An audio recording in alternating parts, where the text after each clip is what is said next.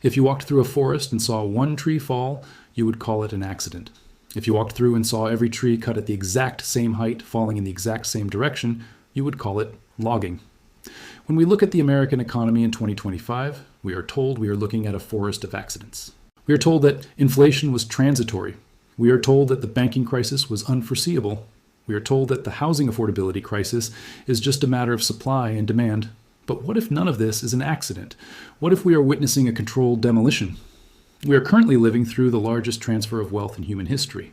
But unlike the wealth transfers of the past, which moved money from the poor to the government via taxes or from the conquered to the conqueror via war, this transfer is different. It is moving hard assets from the middle class to the institutional elite. And it is happening without a single shot being fired. This is the Great Liquidation. The mechanism is simple but devastating. It relies on a pincer movement of two opposing forces, inflation and interest rates. To understand the trap, you have to look at the setup. Step one was the flood.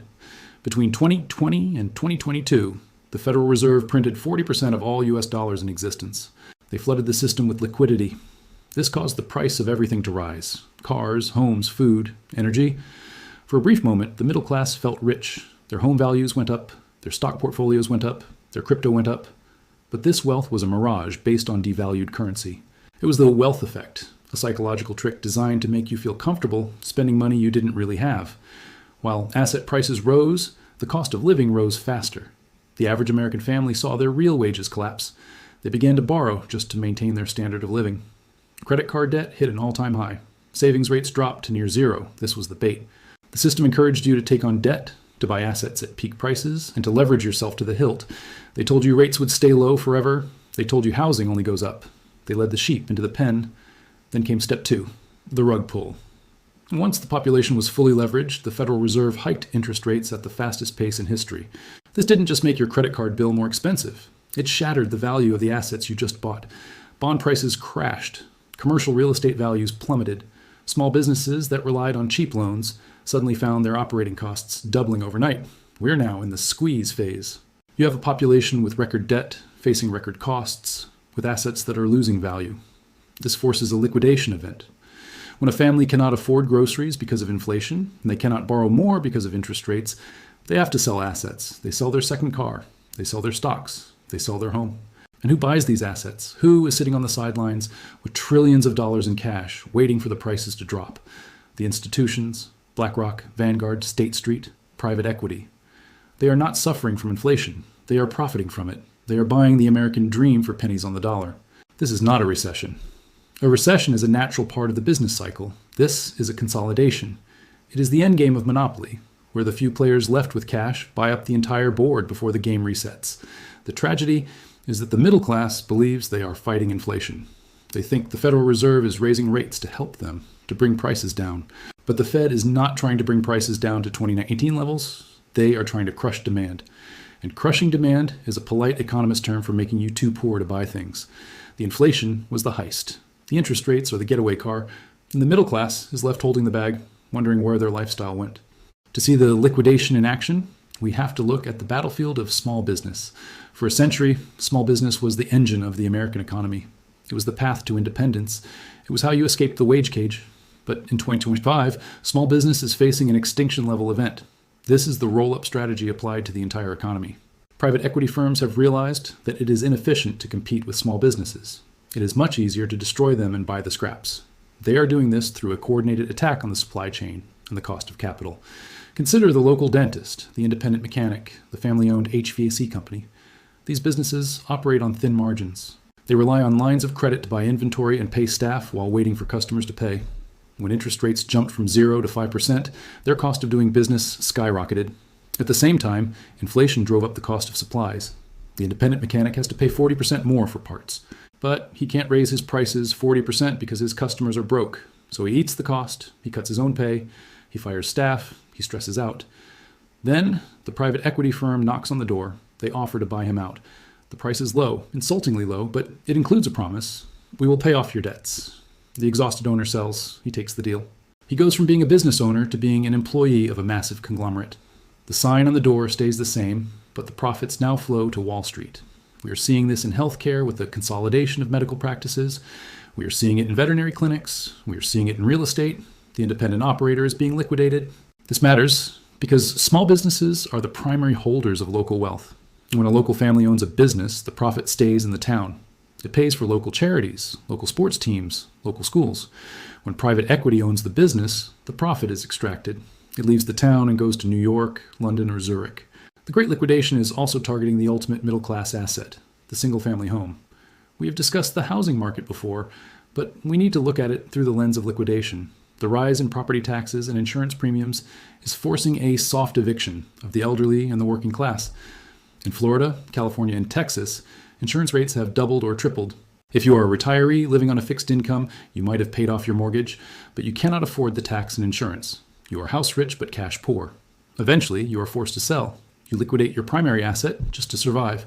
And again, the buyer is often not a young family because they can't afford the mortgage rate, but an all-cash corporate buyer. This is a structural transfer of land ownership. We are moving from a society of yeoman farmers and homeowners to a society of tenants and serfs. The wealth effect of 2021 has reversed. Now we have the poverty effect. As home values stagnate or fall in real terms and the cost of holding them rises, the asset becomes a liability. The middle class is being forced to shed the very things that gave them security. And the most terrifying part? The government is cheering it on. They call it cooling the economy. They call it fighting inflation. But what they are really doing is burning down the village to save the castle being the banking system and the sovereign debt market. If real estate and small businesses are the physical assets being liquidated, then the stock market is the psychological mechanism of the heist. We are taught that the stock market is a place where we invest in the future of the economy. We buy a piece of a company, and as it grows, we grow. But in the era of the Great Liquidation, the stock market functions more like a slaughterhouse for retail capital. Look at the phenomenon of the Magnificent Seven, or the massive concentration of wealth in just a handful of tech stocks. The indices, the S&P 500, the NASDAQ, are at record highs. But if you look under the hood, the average stock is struggling. The market is being propped up by a few giant companies that benefit from the AI boom and government contracts. This creates a mask. It hides the depression happening in the real economy. The middle-class investor looks at their 401k and sees the number going up or staying flat and thinks they are safe. But they are failing to account for inflation. If the market goes up 10%, but the currency devalues by 15%, you have lost purchasing power. You're losing money while feeling like you're making it. This is money illusion. It is a key tool of the liquidation. But the real trap is volatility. The institutional algorithms are designed to harvest retail traders. They induce panic selling. They create bull traps to suck money in and then crash the price to flush it out. We are heading toward a pension crisis that will serve as the final stage of this liquidation. Most public and private pension funds are insolvent. They have promised trillions of dollars in retirements that they cannot pay. They assumed a 7% or 8% annual return. But in a stagflationary environment where growth is low and inflation is high, those returns are impossible without taking massive risks. So pension funds are gambling. They are moving into private credit, leverage, and derivatives. They are desperate for yield. When the next crash comes, predicted by many for late 2025 or 2026, these funds will face a liquidity crisis. They will have to sell assets at the bottom to pay current retirees. This is the death spiral. The government will likely step in with a rescue, but the rescue will not be for you. It will be for the system. They will likely implement capital controls or gate the funds. This means they will tell you that you cannot withdraw your money. For the good of the market, they will say, to prevent a panic. Your retirement savings will be frozen. While they are frozen, inflation will continue to rage, eating away the value of every dollar trapped inside. By the time they unlock the gates, your nest egg will buy a fraction of what it used to. This is the soft default. The government doesn't have to tell you they can't pay your Social Security or your pension. They just pay you in money that is worthless. It is a confiscation of your life's work, hidden behind the veil of complex monetary policy. They are liquidating your future to pay for their past mistakes. The Great Liquidation is not just an economic event. It is a rewriting of the social contract. It is the end of the post-World War II era where the middle class was the center of political gravity. We are returning to a historical norm where there is a tiny elite and a massive, struggling proletariat. This sounds hopeless, but understanding the mechanism is the only way to survive it. If you know the building is being demolished, you don't stand in the living room arguing about the paint color. You get out. So, how do you exit the liquidation zone? First, you must understand that cash is trash, but cash flow is king. Holding fiat currency in a savings account is guaranteed poverty. It is losing value every second. However, you need cash flow, income, to service your debts and buy assets. You must get out of the consumer debt trap immediately. The interest rates on credit cards are usurious. They are designed to strip mine your wealth. Paying off high interest debt is the best risk-free return you can get. Second, you need to own hard assets that have no counterparty risk. When you own a stock, you rely on the company, the broker, and the clearinghouse.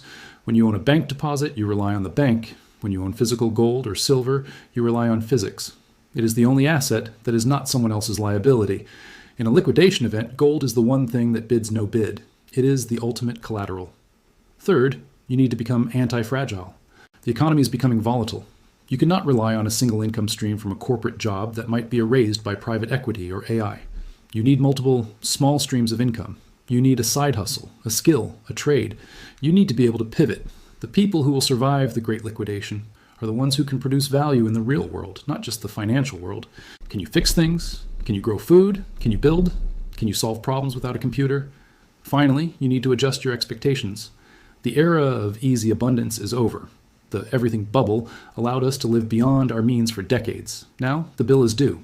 This requires a mental shift. You have to stop trying to keep up with the Joneses because the Joneses are bankrupt. They are being liquidated. Focus on resilience. Focus on community. Focus on ownership of the essentials: energy, food, water, shelter.